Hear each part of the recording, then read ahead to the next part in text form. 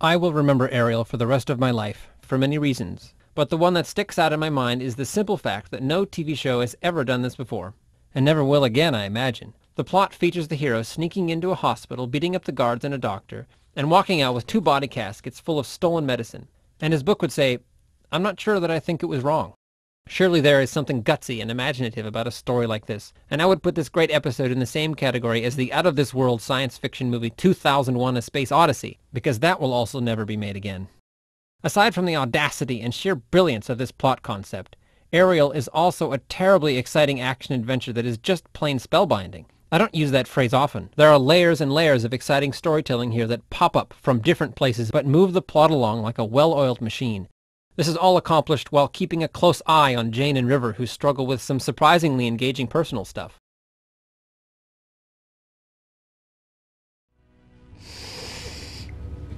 Goram freaks completely off her axle. I'm sorry about this. I don't know. Shut it. I ain't talking to you. She gotta go.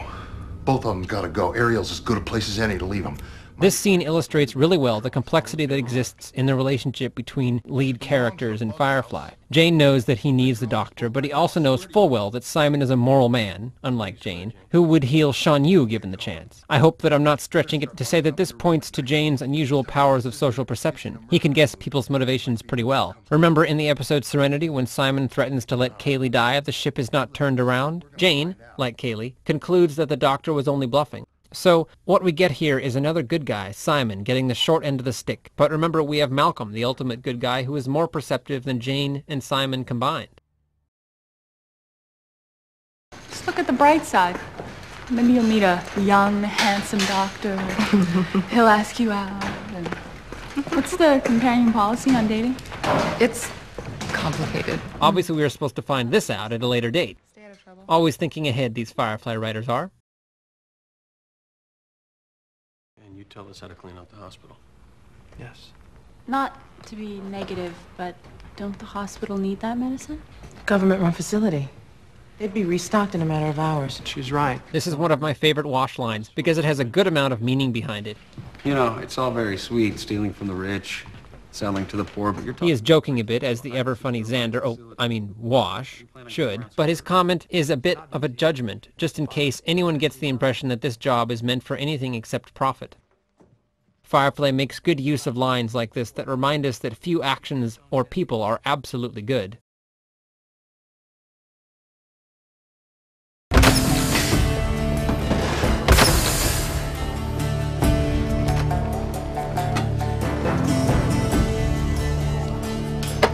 Should bring them out of it in a few minutes. Once they're up, get them to the imaging suite, let Simon do his thing, and haul it back to the rendezvous.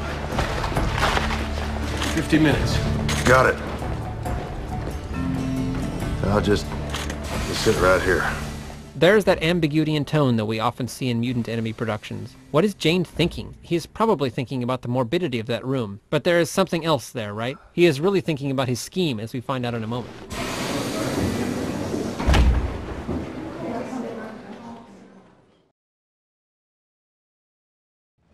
This, like the shootout in Our Mrs. Reynolds, shows a willingness by the episode's makers to tightly edit more than what we see. They opened up her skull. That's a scalpel scar. They opened up her skull and they cut into her brain. Why? Well, the only reason to make an incision in someone's brain is to lobotomize them, to go in and remove damaged tissue. Why anyone would cut into a healthy brain is... They did it over and over. This is the climax of the episode occurring in the middle. If we think of dramatic climaxes in terms of orgasms, a common technique among feminist literary critics, then Firefly has an awareness of the female propensity for multiple climaxes instead of a big masculine finale. You don't want to be scared or worried or nervous, so you push it to the back of your mind. You try not to think about it. Your amygdala is what lets you do that. It's like a filter in your brain that keeps your feelings in check. She feels everything she can't not.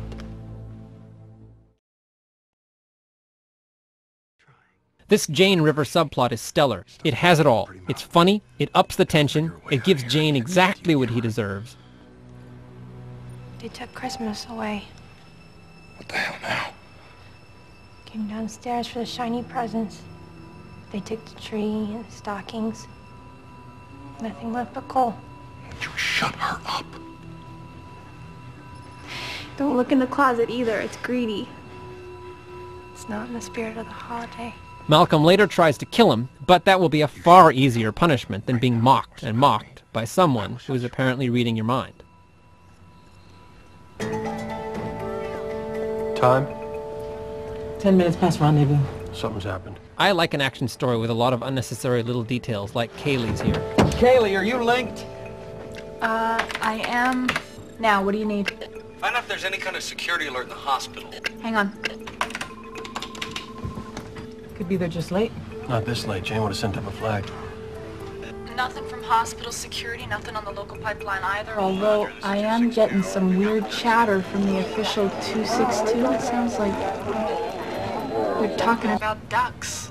Did you also notice that Simon talked about different kinds of currency when he first proposed the hospital heist? Currency that we really don't know anything about anyway?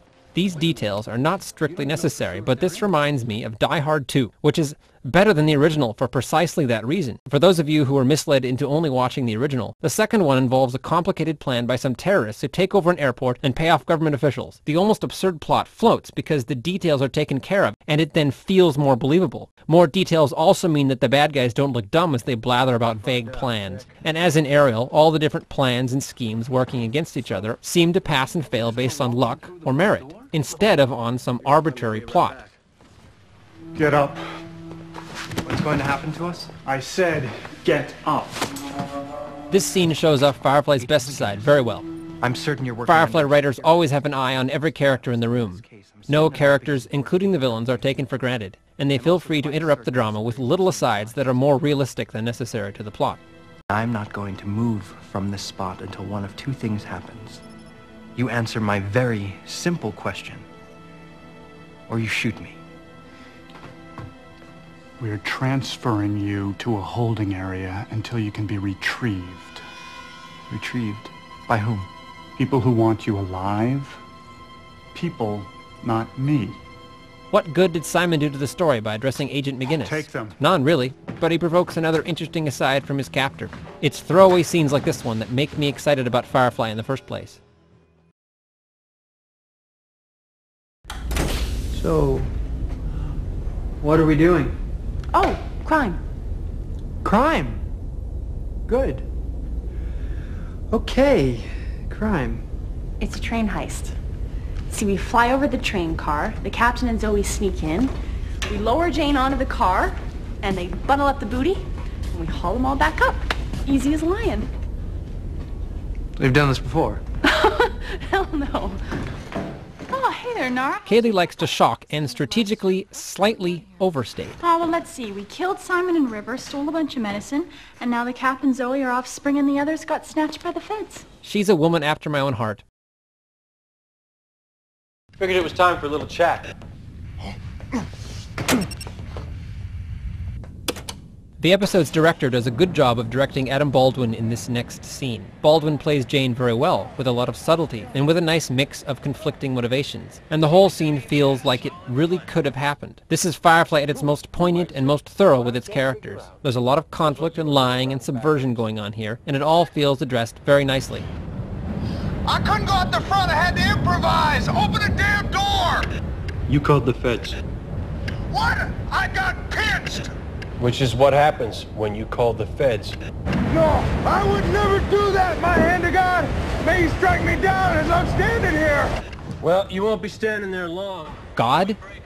Interesting how Jane all of a sudden appeals to Shepard Book's deity. He's a bit desperate, I understand that, but shouldn't he be swearing by Vera his rifle? Kidding aside, this scene shows us very well why Adam Baldwin is one of the better actors on this show. Is he supposed to be like a Homer Simpson character in the way that Homer is pretty perceptive sometimes and incredibly dumb at other times? I mean, he's swearing to God for Pete's sake. Malcolm professes a distinct hatred of God. And let's say that Jane and God are also probably not on good terms. Maybe Jane is brilliantly perceiving that Malcolm actually does have feelings for God, which is probably true. I'm sorry, okay? Be reasonable. What are you taking it so personal for? It ain't like I ratted you out to the feds. Oh, But you did. You turn on any of my crew, you turn on me. But since that's a concept you can't seem to wrap your head around, then you got no place here. You did it to me, Jane. And that's a fact.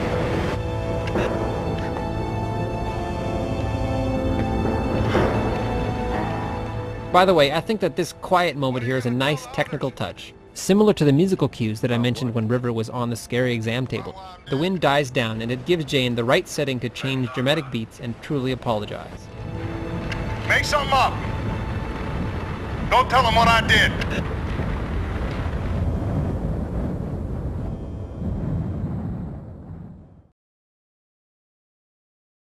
Do you remember why we went to the hospital?